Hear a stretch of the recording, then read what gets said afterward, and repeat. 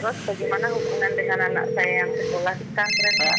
Ini mau nanya. Yang ketiga adalah zakat hewan Terima kasih, ternak. Bapak. Assalamualaikum Dan yang keempat warahmatullahi adalah wabarakatuh. zakat perdagangan. Bismillah, Assalamualaikum warahmatullahi wabarakatuh. Alhamdulillah, wassalatu wassalamu ala rasulillah wa ala alihi wa sahbihi wa man walah, amma ba'd. Para pemirsa Fatwa TV dimanapun Anda berada, semoga Allah senantiasa melimpahkan rahmatnya kepada kita semua. Alhamdulillah, pada kesempatan kali ini kita dapat berjumpa kembali dalam program live interaktif Fatwa TV dengan tema Bekal Muslim, Fikih Jual Beli dan Muamalah Kontemporer. Bersama guru kita, Ustadz kita, Dr. Muhammad Arifin Badri Hafizahullah Ta'ala. Beliau adalah Wakil Ketua Merangkap Anggota Dewan Fatwa Perhimpunan Al-Irsyad. Dan beliau telah hadir bersama kita di studio. Assalamualaikum Ustaz. Waalaikumsalam warahmatullahi wabarakatuh. Apa kabar, Ustaz? Ahlan marhaban bikum. Kif halum, sehat ya? Alhamdulillah. Hayyakumullah. Waalaikumsalam. Baik, sebelum memasuki sesi pertama yaitu nasihat muqaddimah yang akan disampaikan oleh Ustadz, terlebih dahulu kami informasikan bahwa program ini juga ditayangkan atau disiarkan oleh beberapa radio yang bekerja sama dengan kami. Di antaranya ada Radio Binbas Yogyakarta, Radio Sahabat Tegal, Radio MDFM Probolinggo, Radio Amuba Pangkal Pinang, Radio Sago FM Sumatera Barat, Radio Gema FM Bontang, Radio Albina AM Bekasi, Radio Tuah FM Riau, Radio Madinah Caruban, Radio Dai Tengaran, dan Radio Mas FM Solo.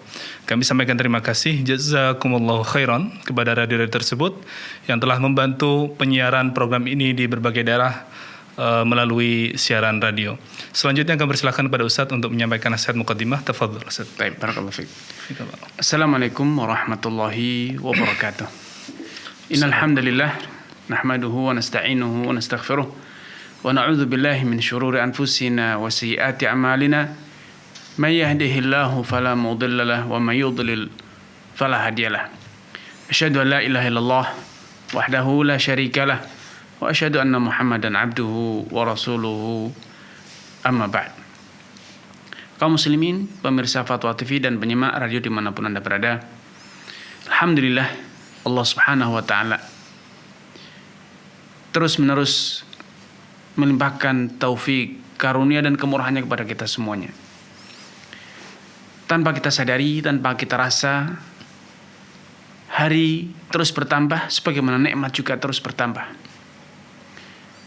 Karenanya tidak ada pilihan bagi kita selain bersyukur. Mari kita belajar untuk mensyukuri nikmat Allah Subhanahu wa taala. Karena dengan syukur nikmat yang telah kita dapat akan berhasil kita jaga dan kita rawat. Dan nikmat yang belum kita dapat akan Allah karuniakan, karena Allah Subhanahu wa taala telah berjanji dan janji Allah pasti ditepati. La in syakartum la azidannakum. Kalau kalian pandai mensyukuri, kalau kalian benar-benar mensyukuri apa yang telah kalian dapatkan, nikmat yang telah Allah berikan, maka bukan sekedar nikmat itu dijaga, tetapi la azidannakum, aku akan tambahkan nikmat tersebut, terus lipat gandakan. Karena mari kita belajar bersyukur. Kita bukan hanya belajar bagaimana mendapatkan rezeki, bagaimana membuka pintu rezeki, tetapi seringkali kita lebih butuh untuk belajar bagaimana mensyukuri yang sudah kita dapat. Kita bukannya kekurangan rezeki, tetapi yang lebih nyata, kita kurang mensyukuri rezeki yang telah Allah berikan. Akhirnya rezeki yang telah didapat tidak lagi terasa nikmat. Bahkan sebaliknya, rezeki yang telah didapat seringkali menjadi biang datangnya laknat, karena kita mengkufuri, karena kita mengingkari, bahkan kita memaki nikmat tersebut. Akhirnya apa yang didapat tidak terasa nikmat, yang belum berhasil didapat pun akhirnya luput kita peroleh, karena Allah Subhanahu wa taala murka dengan kufur nikmah. sekecil apapun nikmat yang Anda dapatkan, maka syukurilah. Dengan syukur itu, nikmat yang semula kecil itu akan terasa semakin nikmat, semakin indah, mendatangkan kedamaian dan membuka pintu-pintu rezeki yang belum berhasil Anda dapat, belum berhasil Anda buka. Karena Allah Subhanahu wa taala menurunkan rezeki tanpa hisab, tanpa batas. Wallahu yarzuqu man yasha' bighairi hisab. Allah itu menurunkan rezeki kepada orang yang Allah kehendaki tanpa hitung. Sehingga kalau Anda saat ini merasa bahwa rezeki Anda terbatas, terhitung sedikit, maka sejatinya itu biangnya adalah Anda sendiri. Anda yang tidak pandai mensyukuri, Anda yang tidak pandai mengapresiasi, menikmati rezeki yang ada. Andai Anda mampu menghitung, andai Anda betul-betul menyadari rezeki-rezeki dan nikmat-nikmat Allah tersebut, niscaya hari ini Anda akan berkata, nikmat Allah itu ternyata tanpa batas. Nikmat Allah itu ternyata tanpa batas, karena tidak ada kenikmatan yang lebih besar dibanding nikmat afiah. Anda selamat dari segala malapetaka, mara bahaya. Badan Anda sehat, akal Anda sehat, indera Anda sehat, agama Anda selamat. Itu adalah nikmat rezeki yang seringkali Anda tidak sadari. Seringkali Anda anggap itu sebagai sebuah derita, padahal itu adalah nikmat yang besar. Seringkali Anda hanya menyadari ketika nikmat itu telah berkurang atau hilang. Ketika badan mulai sakit, ketika Anda mulai sibuk, ketika harta Anda hilang, keluarga Anda hilang, barulah Anda menyadari bahwa nikmat ternyata begitu banyak yang terlupakan. Nikmatani maghbunun fihi makatsirun minan nas, as-sihhatu wal faragh. Dua nikmat yang kebanyakan manusia terperdaya, tidak menyadarinya. Kecuali setelah berlalu, kecuali setelah nikmat itu hilang. As-sihhatu wal faragh, kesehatan dan waktu luang. Semoga Allah Subhanahu wa taala menjadikan kita semua menjadi hamba-hambanya yang idza u'tiya syakar. Kalau diberi nikmat, pandai bersyukur. Wa idza tuliya sabar. Kalau mendapatkan ujian, baik ujian berupa nikmat, kesenangan, ataupun ujian berupa kesusahan, sabar, dia terima ujian itu dengan tabah, tanpa keluh kesah.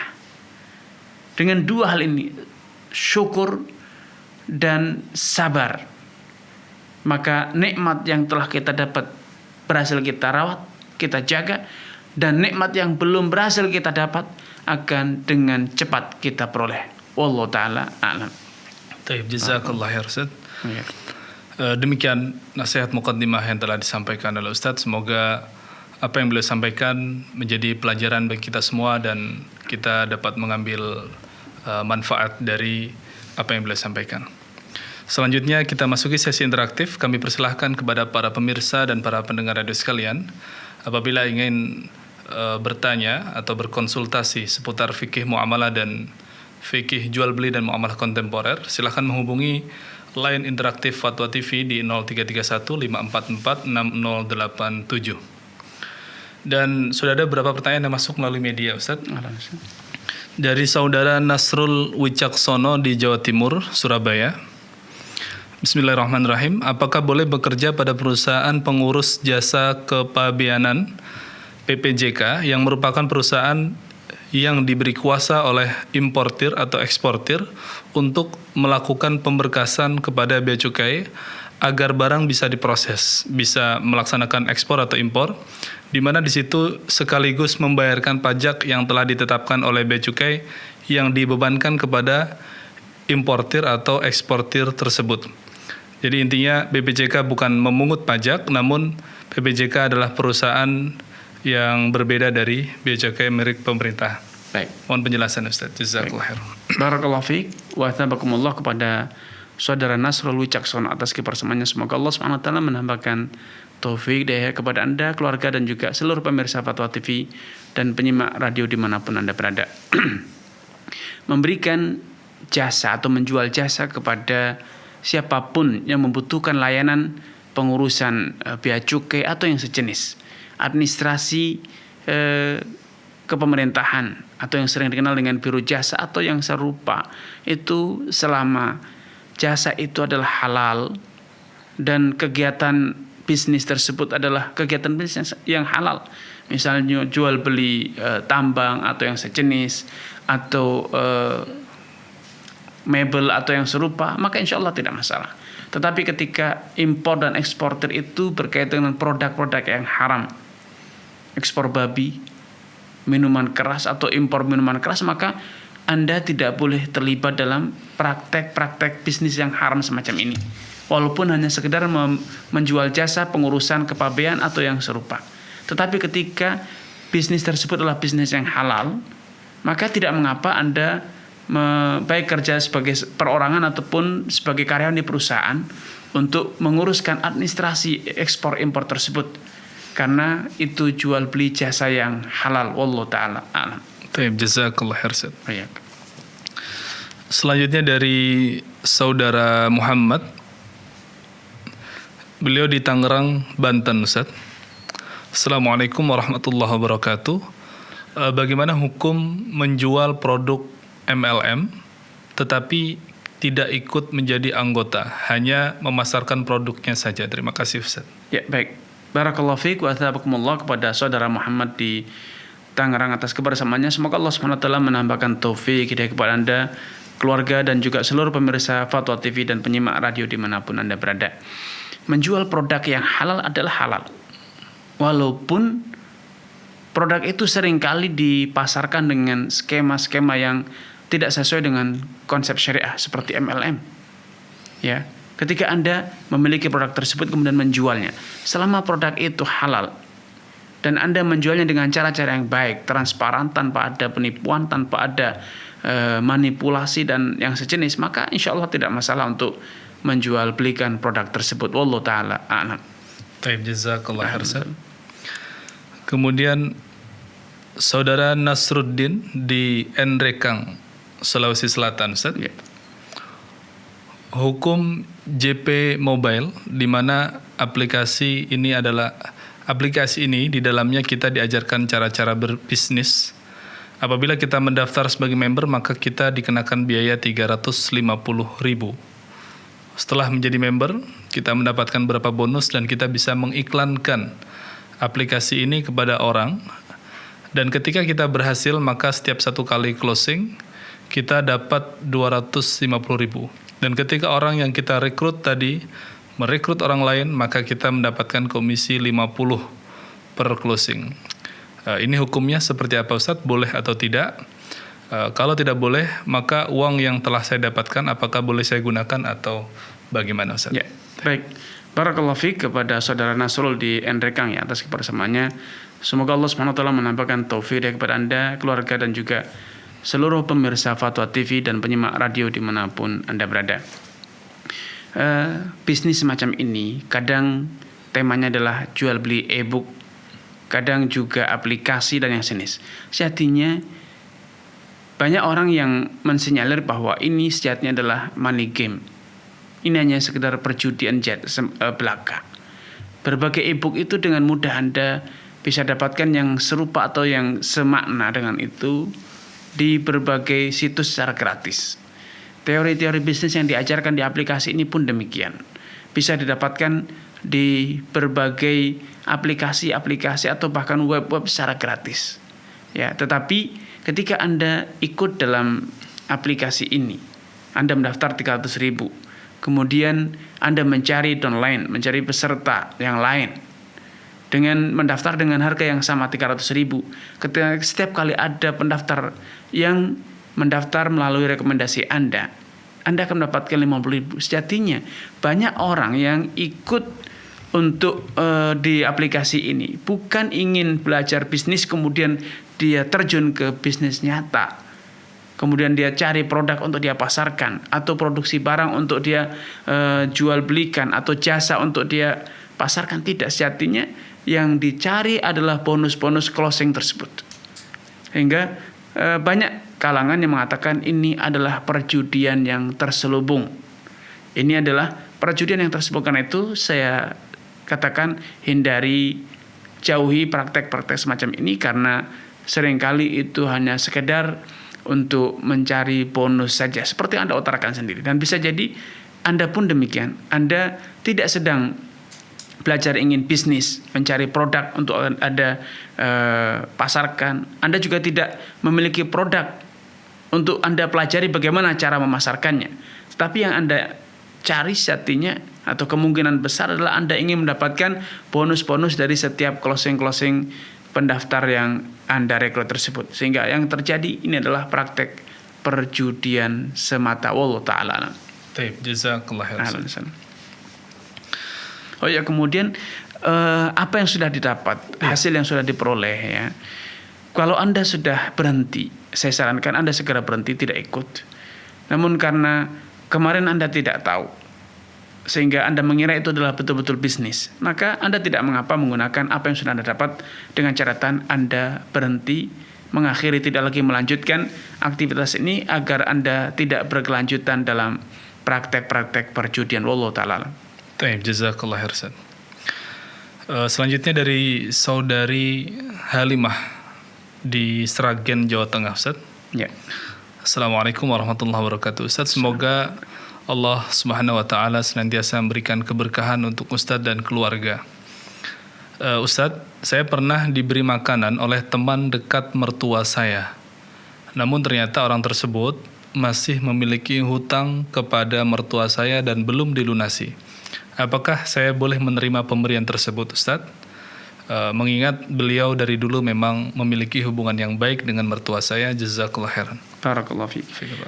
Barakallahu fiik wa athabakumullah kepada saudari Halimah di Sragen atas kebersamaannya. Semoga Allah Subhanahu wa taala menampakkan taufik kepada Anda, keluarga, dan juga seluruh pemirsa dan penyimak radio dimanapun Anda berada. Rasulullah SAW bersabda seperti disebutkan dalam hadis Fudalah bin Ubaid radhiyallahu ta'ala anhu, kullu qardin jaranafan fahuwa riba. Setiap piutang yang mendatangkan keuntungan maka itu adalah riba.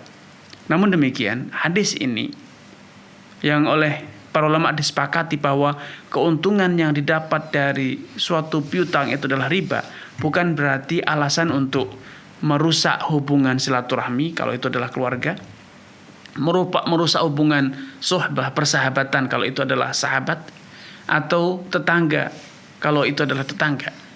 Adanya hutang piutang bukan berarti kita menjadi jaim atau menjadi renggang hubungan kita, menjauh dari kerabat, menjauh dari sahabat. Tidak demikian.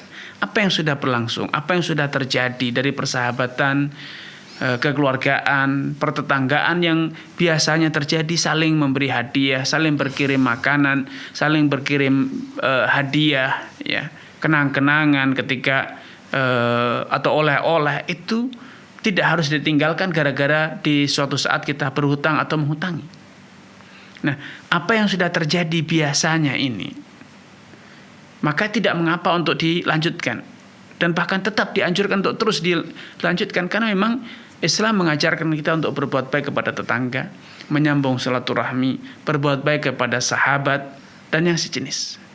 Tetapi Islam juga tidak membuka adanya celah praktek-praktek riba dengan cara menghutangi kemudian meminta bonus, atau berhutang kemudian memberi bonus atau kelebihan, ya.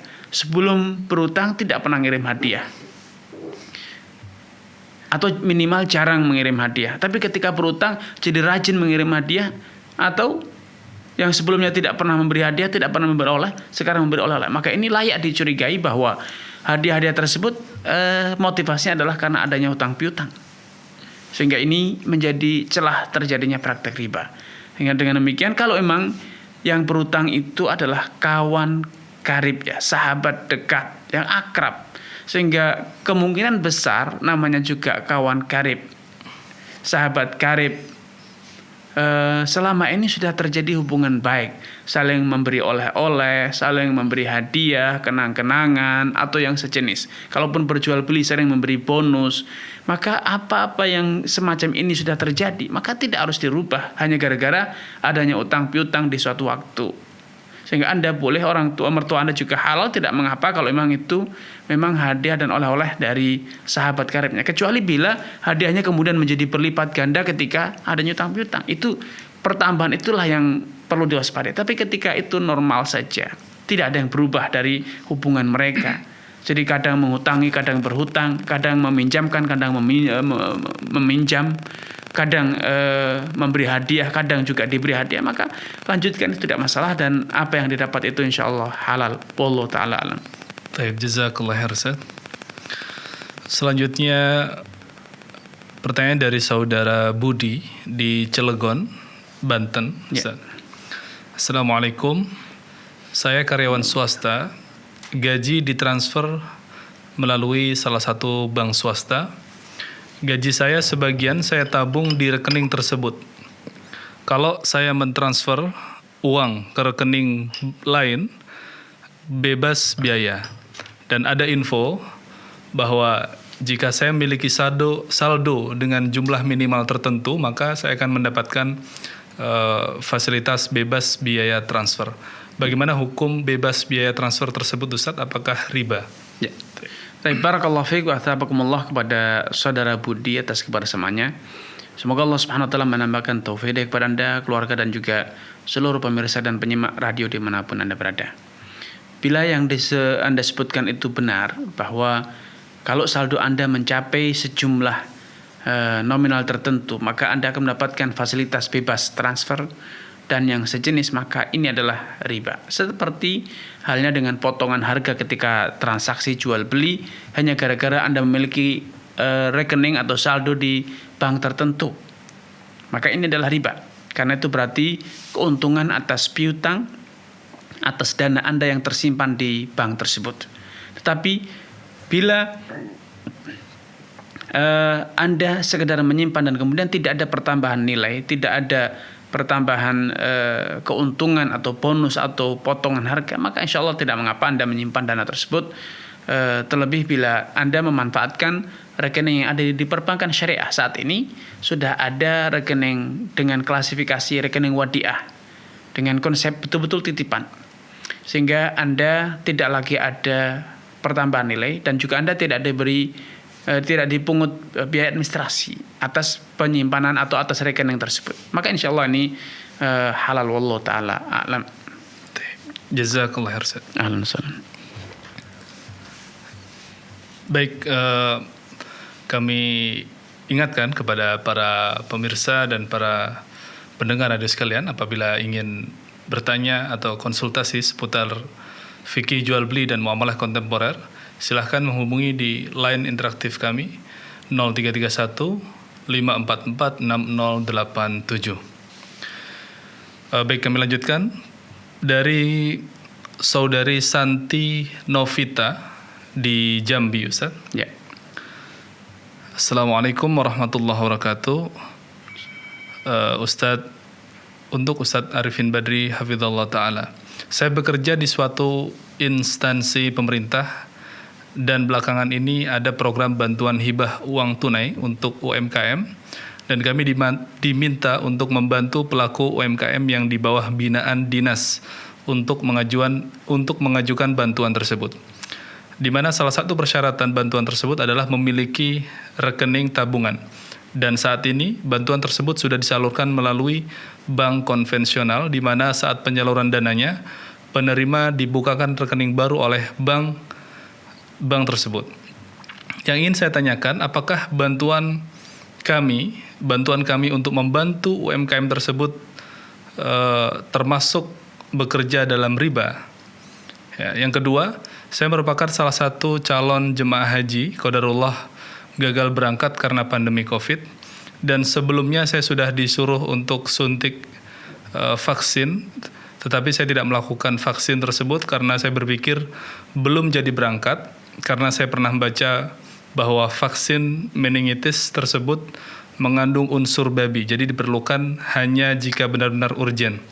Dan saat ini karena saya belum vaksin, disuruh lagi untuk suntik vaksin meningitis tersebut. Tapi saya masih bingung karena pemberangkatan haji belum jelas kapan. Mohon pencerahan Ustadz. Saya khawatir ajal datang, tidak ada yang tahu seandainya saya meninggal, sementara pelaksanaan haji tersebut belum tentu kepastiannya. Dan di tubuh saya sudah ada vaksin tersebut yang diduga ada unsur babi. Baik. Barakallahu fiikum wa athabakumullah kepada saudari Santi atas kebersamaannya. Semoga Allah Subhanahu wa taala menambahkan taufik dari kepada Anda, keluarga dan juga seluruh pemirsa Fatwa TV dan penyimak radio dimanapun Anda berada. Untuk pertanyaan yang pertama, ketika Anda membantu UMKM mendapatkan kredit atau pinjaman modal dari pemerintah, maka Anda tidak terhitung membantu riba, walaupun akhirnya penyalurannya itu menggunakan atau melalui perbankan konvensional. Maka itu urusan instansi Anda dan bukan Anda. Anda hanya memfasilitasi agar UMKM yang membutuhkan itu betul-betul mendapatkan fasilitas dari pemerintah. Untuk yang kedua, vaksin meningitis. Di kalangan para ulama terjadi perbedaan pendapat tentang vaksin tersebut. Apakah masih dihukumi sebagai sesuatu yang najis karena ditanam dan dibiarkan di serum babi, atau telah dinyatakan suci karena untuk produksi vaksin melalui proses pemisahannya antara vaksinnya dengan serum babinya. Mereka menyatakan bahwa serum babi itu hanya katalisator sebagai media membiakkan. Ya, seperti Anda menanam benih jagung di tempat yang najis, menanam pohon mangga di tempat yang najis, kemudian pohonnya tumbuh. Apakah kemudian daunnya, apakah kemudian pohonnya menjadi najis, buahnya menjadi najis? Para ulama mengatakan tidak. Nah, kalau betul seperti yang disampaikan oleh banyak pakar, pihak yang berkompeten, dinas yang berkompeten, bahwa media babi, darah babi itu sekedar media saja untuk menumbuhkan bakteri atau maka itu tidak mengapa, ya, artinya karena sudah diproses beribu-ribu kali pemisahan, atau disebut oleh sebagian orang dengan kata-kata membasuh, dibasuh, ya, dicuci, dibasuh, dipisahkan melalui proses-proses yang melibatkan bahan-bahan kimia untuk memisahkan antara bakteri dengan serum babinya. Maka insya Allah itu sudah suci, sehingga Anda tidak masalah untuk untuk menggunakan suntik vaksin meningitis tersebut, dan tidak perlu khawatir kalau Anda mati kemudian ada anggapan bahwa di dalam tubuh Anda ada unsur babi. Tidak, karena itu sudah dibasuh dan insya Allah vaksin itu halal dan suci biidnillahi azza wa jal. Wallahu ta'ala. Baik, jazakallah khairan Ustaz. Ya. Sudah ada panggilan yang menunggu. Baik, kami persilahkan. Assalamualaikum. Waalaikumsalam warahmatullahi wabarakatuh. Ya, dengan siapa di mana, Ibu? Rusmini dari Pacitan. Ya, silakan Ibu. Ya. Assalamualaikum warahmatullahi wabarakatuh, Ustaz. Waalaikumsalam warahmatullahi wabarakatuh. Silakan Ibu. Iya. Mohon maaf sebelumnya, Silakan, ya Ibu. Ustaz, kalau pertanyaan kami mungkin di luar tema. Silakan. Begini Ustaz, cucu saya itu menemukan sebuah cincin di belakang sekolahannya di persawahan. Terus ketika itu cincin itu taruh mana enggak begitu dihiraukan. Terus sekarang itu ketemu di dalam rumah ini. Terus gimana caranya, siapa yang punya juga enggak tahu. Terus bagaimana caranya mengembalikannya, Ustaz? Baik Ibu. Terima kasih, jawabnya jazakumullah khairan. Assalamualaikum warahmatullahi wabarakatuh. Waalaikumsalam warahmatullahi wabarakatuh. Ya, baik, terima kasih kepada Ibu Rusmini di Pacitan atas kebersamaannya. Semoga Allah Subhanahu wa taala menampakkan taufik hidayah kepada Ibu, keluarga dan juga seluruh pemirsa dan penyimak radio dimanapun Anda berada.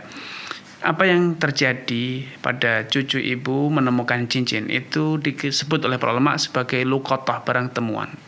Dan barang temuan itu, kalau memang itu barang yang berharga, bukan barang yang remeh-temeh, yang tidak bernilai atau nilainya sangat kecil, nah itu harusnya diumumkan di tempat-tempat yang diduga akan dibaca atau didengar oleh orang yang memiliki tersebut. Misalnya di pintu masjid, di balai desa kalau memang itu di desa ya, atau kemudian di perempatan jalan, di papan pengumuman umum, kalau itu di desa ya mungkin di grup-grup arisan desa tersebut, grup RT misalnya.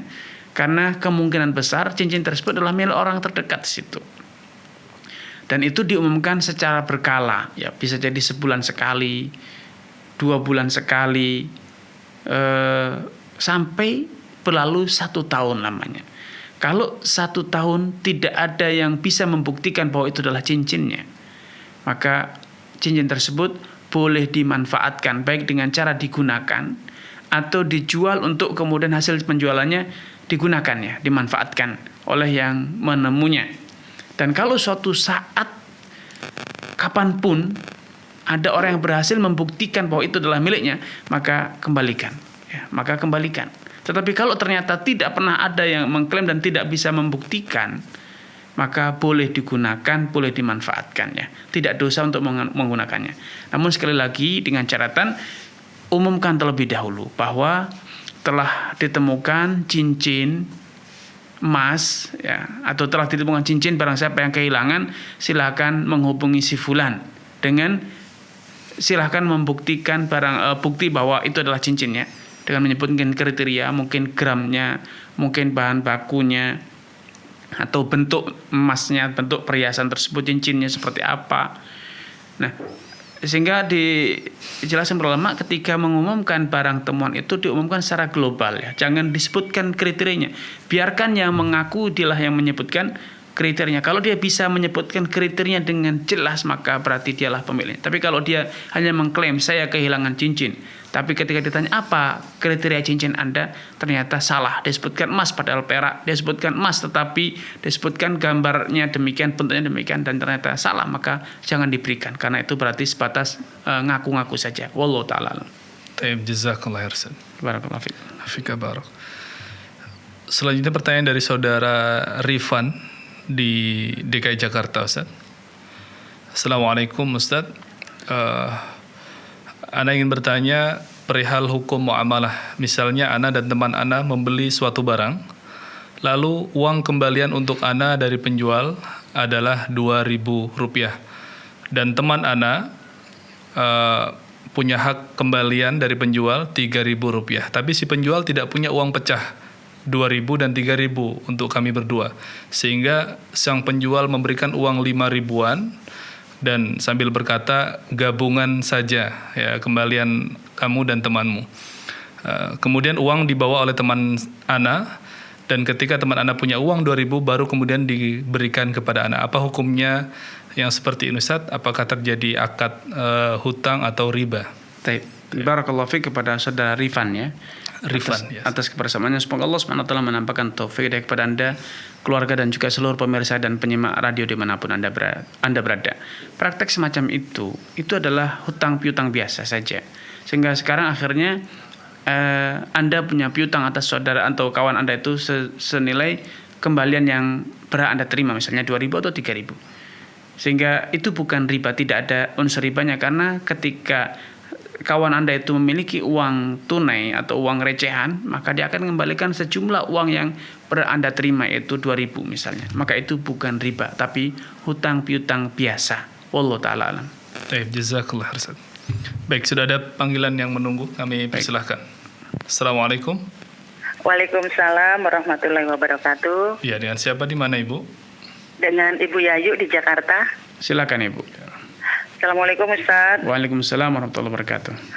Maaf Ustaz, saya nanyanya sedikit berbeda nih dengan topiknya Ustaz. Tidak apa-apa Ibu, silakan. Iya. Jadi gini Ustaz, saya ini menurut cerita dari kakak saya, semua itu belum di-akekah.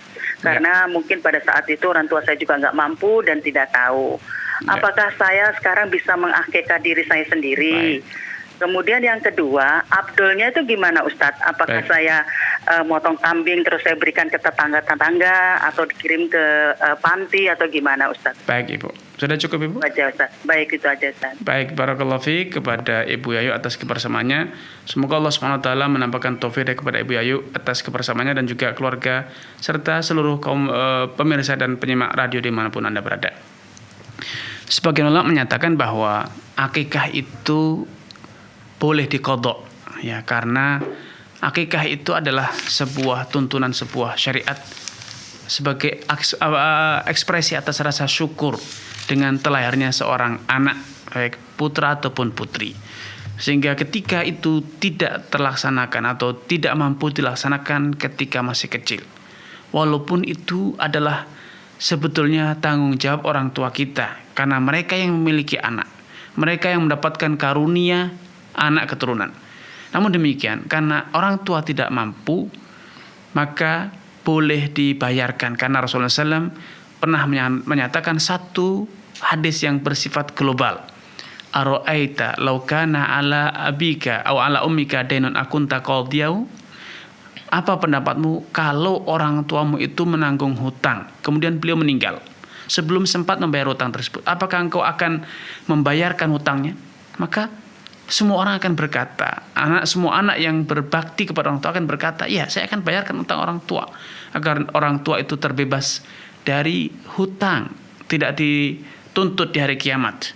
Maka kemudian Nabi mengatakan, Uqdullah fallahu ahaqu bil qada. Kalau itu utang sesama manusia, kalian pun ingin membayarnya, maka utang kepada Allah juga layak untuk dibayar. Maka bayarlah utang Allah Subhanahu wa taala. Kalau orang tua kita belum mampu, maka saat ini kita boleh mengqadha, membayar hutang tersebut, walaupun akikah itu hanya dibebankan kepada orang yang mampu. Tetapi kalaupun waktu itu orang tua kita belum mampu, bukan berarti kita tidak boleh mengqadha. Maka dalam hal ini wallahu ta'ala alam, silahkan ibu untuk mengakai diri sendiri dengan cara membeli seekor kambing, karena memang wanita itu cukup satu ekor kambing, kemudian disembelih dan diolah. Kemudian masakannya silahkan dikirimkan, dibagi-bagikan kepada tetangga-tetangga sekitar. Bukan dikirimkan kepada panti ataupun yang lainnya, tetapi yang lebih layak untuk menerima adalah tetangga-tetangga sekitar kita yang mereka hidup menyadari atau berinteraksi dengan kita, ya. Kehadiran kita di tengah mereka, sehingga mereka merasakan bahwa kehadiran kita di tengah mereka itu membawa manfaat. Wallahu ta'ala alam. Jazakallah khairan. Alhamdulillah. Pertanyaan dari hamba Allah di Yogyakarta, Ustaz. Assalamualaikum warahmatullahi wabarakatuh, Ustaz. Anda mau bertanya, jika seseorang membeli emas batangan sebagai berikut, pada bulan Jumadil Awal tahun 1441 Hijriah membeli 100 gram, kemudian di Jumadil Akhir 50 gram, di bulan Muharram tahun berikutnya 100 gram, di bulan berikutnya 50 gram. Apakah zakat yang dikeluarkan adalah sebesar 2,5% dari keseluruhan emas yang telah dibeli, 300 gram tersebut yang dibeli pada bulan Jumadil Awal, atau zakat dikeluarkan menunggu haul 1 tahun untuk masing-masing emas sesuai bulan pembeliannya? Mohon jawabannya, Ustaz. Dari saudara Hamba Allah di Taib. Yogyakarta. Barakallahu fiik wa athabakumullah. Kepada saudara yang telah bertanya dari Yogyakarta ini, semoga Allah SWT menambahkan taufik kepada Anda, keluarga, dan juga seluruh pemirsa Fatwa TV dan radio dimanapun Anda berada. Para ulama menyatakan bahwa harta kepemilikan itu memang seringkali didapat secara periodik, ya. Tidak sekaligus dan sekali diterima, tidak. Kadang kita menerima hari ini baik uang, misalnya kita punya 1 on emas, ya, 100 gram itu adalah 1 on. Kemudian di tahun depan kita beli lagi 2 on. Atau kita punya uang tunai, hari ini kita memiliki 100 juta, tahun depan memiliki lagi 50 juta dan seterusnya. Para ulama mengatakan, bagi yang ingin nyaman, ringan dan cepat, simple, maka boleh mengeluarkan zakatnya sekaligus. Boleh, tidak terlarang. Sehingga berarti Anda menyegerakan zakat sebagian harta Anda sebelum jatuh haulnya. Tetapi karena Anda ingin ya rela dan tidak ingin repot mengeluarkan zakat setiap tahun itu bisa 5-6 kali, maka Anda ingin sekali saja mengeluarkan, maka segerakan zakatnya bersama uang perdana atau emas perdana yang Anda miliki yang telah mencapai nisab tersebut. Namun kalau Anda ingin sedikit repot dan itu adalah hak Anda, maka Anda sejak memiliki emas pertama 100 gram berarti Anda telah memiliki emas 1 nisab. Anda keluarkan di haulnya pada jatuh temponya. Kemudian 50 gram selanjutnya Anda keluarkan di waktu yang berbeda sesuai dengan hitungan haulnya masing-masing. Itu tidak masalah. Sehingga dengan demikian di setiap tahun Anda akan mengeluarkan zakat berkali-kali. Ya, kalau Anda memiliki 3 kelompok emas, maka Anda berarti mengeluarkan zakat 3 kali. Kalau Anda memiliki 10 emas dalam waktu yang berbeda-beda, maka Anda akan mengeluarkan zakat emas sebanyak 10 kali masing-masing dizakati secara terpisah. Tapi kalau Anda ingin nyaman dan ingin simple, Anda gabungkan walaupun sebagainya baru dimiliki 2 bulan yang lalu atau bahkan mungkin sehari yang lalu. Ketika jatuh tempo emas perdana langsung Anda keluarkan zakatnya semuanya global. Semuanya Anda kalikan 2,5%, maka Anda bisa tidur dengan nyenyak, ringan, tidak kepikiran dan terbebani mengingat-ingat jatuh temponya masing-masing emas dan harta yang Anda miliki. Dua-duanya boleh dan itu kembali kepada pilihan Anda. Wallahu taala alam. Baik, jazakallah khairan. Alhamdulillah. Sudah ada panggilan yang menunggu. Baik, kita angkat. Kami persilahkan. Assalamualaikum. Waalaikumsalam. Ya, dengan siapa di mana? Eka di Padang. Ya, silakan. Ustaz, maaf mau nanya, ini kan kalau ASN itu kan ada pinjaman di BPD gitu ya. Ya. Nah itu kan yang karena baru tahu riba gitu kan Ustaz. Kalau ini kalau seandainya diperbaharui, mamanya kan tadinya 15 tahun dijadiin 10 tahun, apakah boleh untuk memperkecil jangka waktu pinjaman gitu biar cepat lunas gitu? Baik. Terus sama ini kan kalau seandainya diperkecil itu kan harusnya mamanya 100 jadi 110 karena untuk menutupi biaya administrasinya gitu. Apakah boleh nanti kalau seandainya ada sisanya gitu, itu uangnya dikemanain? Kalau seandainya ada kita perlu, boleh nggak kita pakai uangnya itu nanti pas kita ada uang kita ganti gitu atau gimana? Baik. Ya. Sudah cukup? Udah Ustaz. Baik. Barakallahu fiik wa athabakumullah kepada Ibu Eka di Padang atas kepada semuanya. Semoga Allah SWT menambahkan taufik kepada ibu, keluarga dan juga seluruh pemirsa Fatwa TV dan penyimak radio dimanapun Anda berada. Kalau kita berhutang kepada seseorang atau kepada lembaga keuangan yang menerapkan riba, maka langkah pertama idealnya, saya katakan ini langkah pertama yang seharusnya kita upayakan. Kalau itu mungkin, kita merestrukturisasi utang. Kita minta agar bunganya dihapuskan, sehingga kita hanya membayar pokoknya saja. Kedua, kalau itu tidak bisa dilakukan karena mereka tidak mau menghapuskan bunganya dan kita juga tidak bisa terlepas ya, maka yang harus kita lakukan segerakan pembayarannya, lunasi segera. Kalau bisa hari ini juga segera lunasi agar kita tidak berkepanjangan menanggung hutang riba ya, karena bisa jadi kita tidak berkesempatan untuk hidup sepanjang itu. Sebelum sempat melunasi kita bisa jadi telah dijemput oleh ajal, sehingga ketika kita mati kita masih menanggung dosa riba. Karena itu kalau memang bisa untuk segera dilunasi, maka lunasinlah. Dengan segala risiko, bisa jadi justru bunganya ditambah karena dengan dalih denda, karena Anda telah merusak perencanaan keuangan mereka misalnya. Maka kalau itu memang mampu, apa salahnya? Sehingga Anda bisa segera terbebas dari hutang riba. Namun kalau tidak, maka minimal Anda seperti yang Anda sampaikan tadi Ibu Eka, bahwa Anda bisa memperpendek masanya. Bisa jadi seperti Anda katakan sendiri ada dendanya, sehingga Anda harus membayar lebih. Karena menurut mereka sekali lagi Anda telah, apapun yang terjadi berarti Anda telah merusak rencana keuangan mereka. Tapi intinya saya sarankan agar Anda sesegera mungkin terbebas atau melunasi hutang riba tersebut, sehingga Anda segera terbebas pula dari dampak negatif dari hutang riba atau dosa riba tersebut. Wallahu ta'ala alam.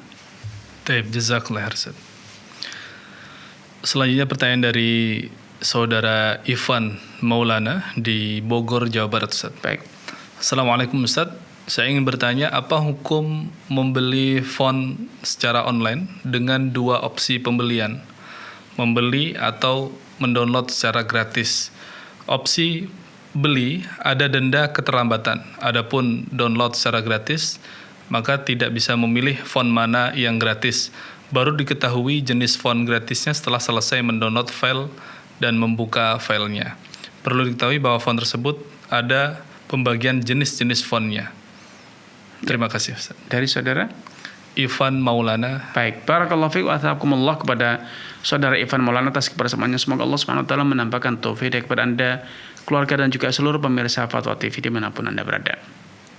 Kalau yang mendownload secara gratis, kalau itu adalah legal ya, memang diizinkan oleh perusahaan atau pemilik hak lisensi atas font tersebut, maka halal, tidak masalah. Ya, walaupun mungkin kerugiannya Anda tidak bisa memilih sesuka hati Anda. Anda harus acak beberapa kali download baru bisa mendapatkan font yang Anda inginkan. Maka itu tidak masalah karena itu free, tidak ada riba, tidak ada apapun. Yang kedua, kalau opsi yang Anda pilih adalah Anda sewa, yaitu Anda harus membayar sejumlah uang setiap setahun sekali untuk tetap bisa menggunakan font tersebut. Maka biasanya, seperti yang saya ketahui, ketika Anda membeli atau dengan bahasa yang lebih tepat menyewa sebuah aplikasi antivirus atau yang sejenisnya, Anda bisa memilih opsi sekali beli, yaitu hanya setahun saja. Setelah setahun Anda tidak lagi bisa menggunakannya tanpa ada denda, tanpa ada perpanjangan. Karena opsi kedua seringkali opsinya adalah diperpanjang secara otomatis, sehingga secara otomatis akan ditagihkan ke rekening Anda atau ke kartu kredit Anda sejumlah tagihan yang itu merupakan nilai sewa untuk tahun kedua, tahun ketiga dan selanjutnya. Kalau ada opsi sekali beli, maka ambillah opsi sekali beli sehingga tidak ada lagi perpanjangan, kecuali dengan cara membeli ulang, ya, membeli baru lagi. Dan kalaupun itu dilakukan, belilah untuk sekali beli, sehingga Anda tidak terkena dendanya. Tapi kalau tetap Anda memilih yang diperpanjang secara otomatis, akhirnya Anda telat, maka itu ada ribanya. Anda menanggung dosa riba tersebut. Wallahu taala a'lam. Baik, jazakallah khair Ustaz. Alhamdulillah. Pertanyaan berikutnya dari saudara Imam Solehan di Bandung, Jawa Barat, Ustaz. Bismillahirrahmanirrahim. Saya mau bertanya, apakah boleh mengcloning setiap fitur hitung waris pada suatu website hitung waris untuk dijadikan sebuah aplikasi non-komersil tanpa seizin dari pihak developer? Karena ada saudara saya yang sudah mengcloning semua fitur hitung waris dari website tersebut. Ketika saya ingatkan agar meminta izin terlebih dahulu, maka ia mengatakan ini boleh dan tidak harus izin karena berbentuk HTML. Apakah benar seperti itu? Mohon jawabannya. Terima kasih. Jazakumullah khairan. Dari saudara Imam Solehan. Imam Solehan. Baik.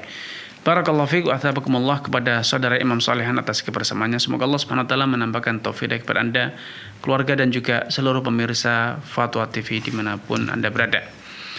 Di dunia aplikasi memang ada aplikasi-aplikasi memang sedari awal sudah menjadi budaya bahwa aplikasi-aplikasi tersebut disebut dengan aplikasi yang open, ya, bebas, siapapun bisa mendevelopnya, bisa menambahnya, bisa memodifikasinya, bisa mendownload tanpa harus berbayar. Walaupun itu ada di situs tertentu, ya, tetapi karena klasifikasinya adalah open, ya, bebas, siapapun boleh menggunakan tanpa perlu izin, bahkan bisa memodifikasinya, merubahnya, mengkloningnya, maka tidak masalah. Karena memang itu sudah ada budaya tradisi yang berlaku ketika menggunakan kode-kode tertentu atau model-model aplikasi tertentu, maka itu adalah gratis. Tetapi kalau itu adalah aplikasi-aplikasi yang berlisensi, yang tidak dibuka untuk semua orang, tetapi itu aplikasi-aplikasi yang bahkan berizin. Ketika Anda ingin menggunakannya, Anda membayar lisensi, Anda harus mendaftar terlebih dahulu, Anda harus membayar sejumlah uang untuk mendapatkan kode sirinya atau password dan yang sejenis, maka Anda tidak boleh ya, karena kekayaan intelektual itu di dalam Islam dihargai atau dilindungi, sehingga Anda tidak boleh menggunakannya kecuali atas izin dari pemiliknya. Sehingga ini yang lebih tahu, tanyakan kepada para pakar aplikasi IT, karena mereka tahu tradisi yang berlangsung di kalangan para IT. Wallahu ta'ala alam. Baik, jazakallah khair, Ustaz. Sudah ada panggilan yang menunggu. Baik, kita Assalamualaikum. Waalaikumsalam warahmatullahi wabarakatuh. Ya, dengan siapa di mana, Bapak? Hamba Allah dari Bogor, Pak Ustaz. Ya, silakan Bapak. Assalamualaikum warahmatullahi wabarakatuh. Waalaikumsalam warahmatullahi wabarakatuh. Silakan Bapak. Mau tanya ini Pak Ustaz, kalau umpama Anda jual rumah atau sejenis yang lain lah. Ya. Kalau umpama yang belinya ini dia pengen urusan sama bank konvensional gitu Pak Ustaz. Baik. Nah, sikap Ana di sini sedangkan Ana tahu nggak boleh karena ada riba di situ. Nah, Baik. sikap Ana yang paling aman di sini kalau tetap dia tetap bersikeras dia mau cari pembayarannya pakai uang riba.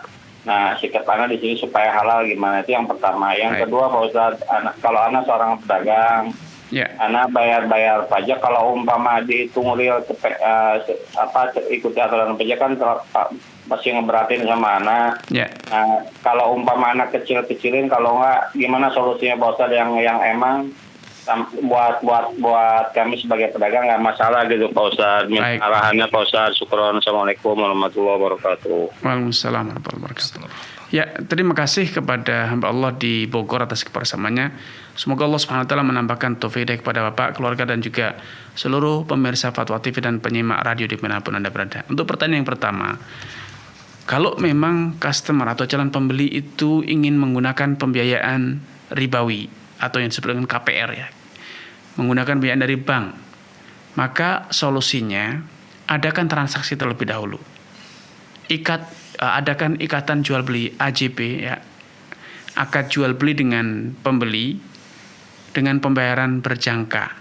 Beri tangguh dia untuk melakukan pelunasan dengan waktu sebulan atau 3 bulan. Ya, sehingga setelah AJB, bebankan AJB kepada pembeli, kemudian persyaratkan untuk pembeli membayar DP uang muka, kemudian selanjutnya pelunasan Anda beri waktu selama waktu yang Anda pilih, bisa 3 bulan atau lebih atau kurang. Selanjutnya, pembeli dengan berbekalkan AJB tersebut, fotokopi dokumen kepemilikan rumah, dia bisa mengajukan pembiayaan kepada bank ataupun leasing atau yang lainnya, tanpa harus Anda terlibat dalam proses pembiayaan tersebut. Ya, intinya Anda tidak boleh terlibat dalam proses pembiayaannya atau rekomendasinya, tetapi Anda terima uang tunai. Anda terima uang tunai. Kenapa? Karena rumah setelah atau barang setelah dilakukan transaksi jual beli, ya, dengan ketentuan pembayaran pelunasan selama 3 bulan misalnya, dan ada klausul ketika setelah 3 bulan pembeli gagal melunasi, maka pembelian dinyatakan batal. Sehingga dengan AJB ini Anda tidak terlibat dalam proses pembiayaan di bank.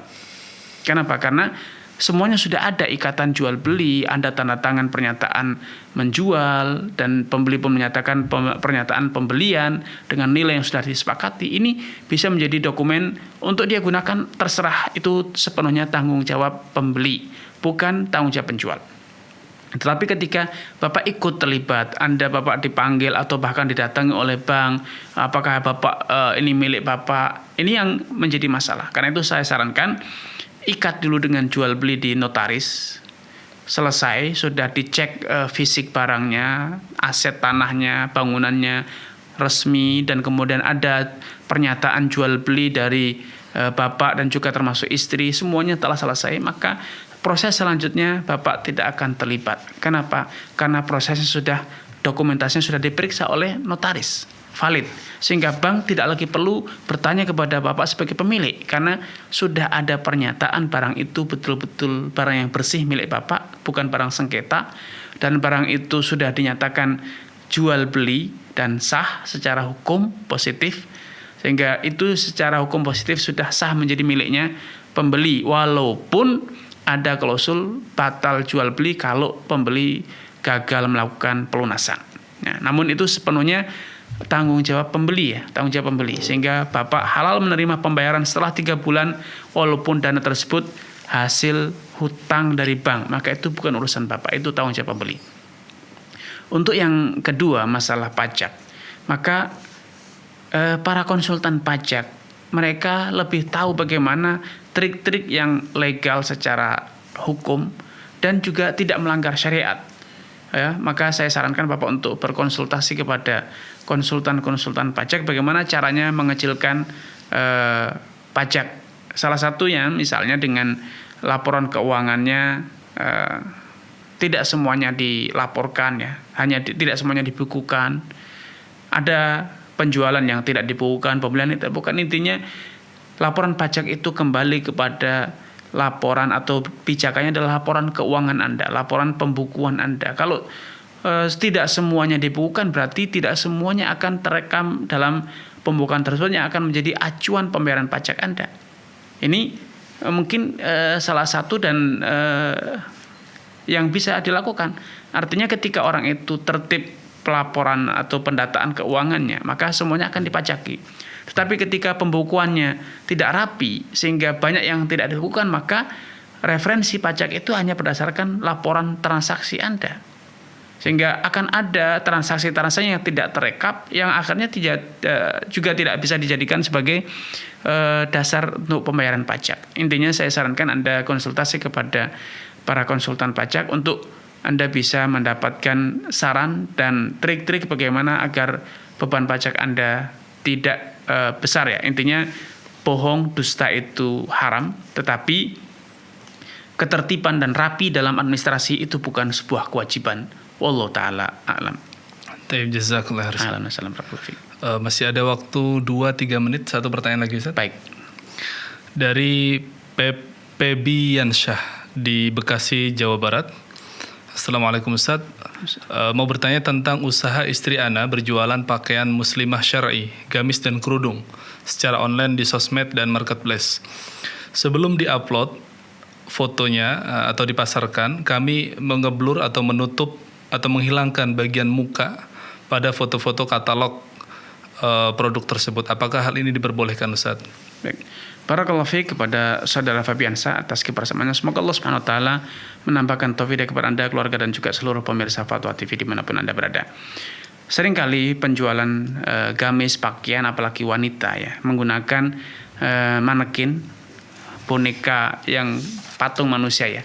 Kadang dengan wajah yang detail, kadang yang tanpa wajah. Maka kalau memang harus menggunakan manekin, pilihlah manekin yang tanpa wajah. Sehingga tidak muncul wajah yang potensi menimbulkan masalah di kemudian hari. Misalnya banyak orang yang tergoda mengamati kecantikan manekin tersebut karena betapa banyak manekin yang lebih cantik dibanding manusia yang nyata ya. Yang kedua, kalau memang itu adalah foto manusia biasa, maka apa yang Anda lakukan dengan menghapus wajahnya atau menutupi wajahnya dengan gambar lain sehingga tidak muncul wajah manusia sebagai wajah makhluk hidup, maka itu insya Allah tidak masalah ya. Maka sebagai solusinya saya lebih menyarankan Anda menggunakan manekin yang tidak menampakkan wajah secara detail sehingga hanya ada bentuk kepala tanpa detail wajahnya. Wallahu taala a'lam. Taib, jazakallah khairan. Alhamdulillah. Baik pemirsa, demikianlah rangkaian live interaktif Fatwa TV pada kesempatan kali ini, dan kami informasikan bahwa acara setelah ini adalah live interaktif fikih waris praktis bersama Ustadz Nizar Sa'ad Jabal hafizallahu taala. Dan kami mohon pamit undur diri. Subhanakallahumma bihamdika asyhadu an la ilaha illa anta astaghfiruka wa atubu ilaik. Wassallallahu ala nabiyyina Muhammad wa ala alihi wa sahbihi wasallam. Wassalamualaikum warahmatullahi wabarakatuh. Ya Allah. Terus bagaimana hubungan dengan anak saya yang sekolah di pesantren, Pak? Ini mau nanya. Yang ketiga adalah zakat hewan ternak, dan yang keempat adalah zakat perdagangan.